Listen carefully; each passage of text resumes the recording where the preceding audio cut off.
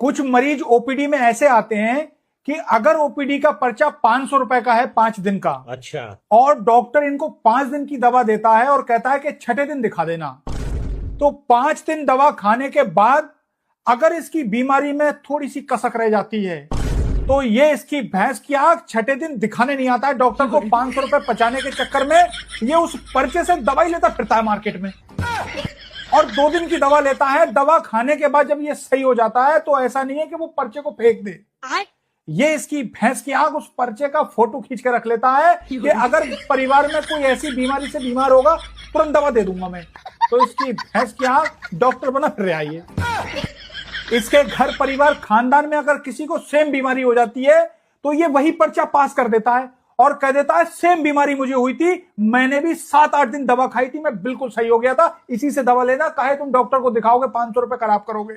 जितने की दवा नहीं है उससे ज्यादा के तो पर्चे के पैसे चले जाएंगे, पेट्रोल खर्च होगा वो अलग से। तो इसकी भैंस क्या कि डॉक्टर बना फिर रहा वहां पर।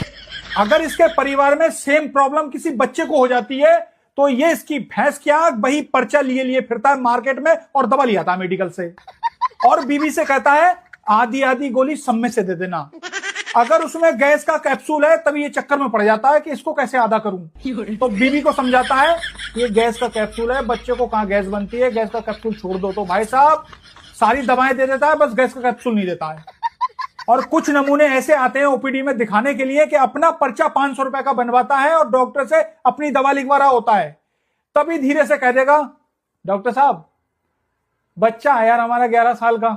उसे भूख भूख नहीं लगती है, इस पीछे पर्चे पे उसकी कोई सिरप उरप लिख देना। तो डॉक्टर साहब जब उसी के पर्चे पे पीछे सिरप लिख रहे होते हैं ना तभी 3 बीमारी और बता देता है, कहता कभी कभी चक्कर भी आ जाते हैं उसे और पेट में दर्द बताता है। तो इसकी भैंस की आंख एक पर्चे से 2-2 मरीज दिखा रहा है ये।